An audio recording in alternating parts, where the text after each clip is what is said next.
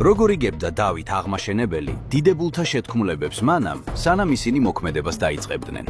ეს არ იყო წინასწარმეტყველება.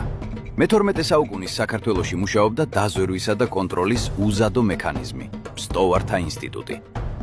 სტოურები, ანუ ფარული აგენტები, ყველგან იყვნენ. ისინი მოქმედებდნენ ჯარში, ეკლესიაში, ბაზრობებსა და თავადების სასახლეებში. სისტემა ისე იყო აწყობილი, რომ მეფე მიცოდა, ვინ რას ფიქრობდა და რას გეგმავდა. დავითის ისტორიკოსი პირდაპირ წერს. მეფე მიცოდა ისიც კი, რასაც დიდებულები სარეცელსა ზედა, ანუ საძინებელში საუბრობდნენ. ამ ქსელის მთავარი მიზანი დასჯა კი არა, პრევენცია იყო. როცა რომელიმე ერისთავი ღალატს გაიულებდა გულში, მეფის მსტოვარი უკვე იქ იყო. ინფორმაცია პირდაპირ ჭყონდიდელ მწიგნობარ თუხუცესთან, სახელმწიფოს პირველ ვაზირთან მიდიოდა. ამ სისტემამ ქვეყანაში სრული წესრიგი დაამყარა და შიდა ომები გამორიცხა. ეს არ არის ლეგენდა.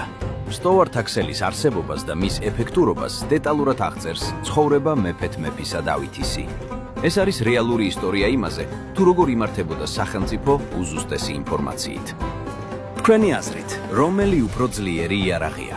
უძლეველი არმია თუ უზუსტესი ინფორმაცია?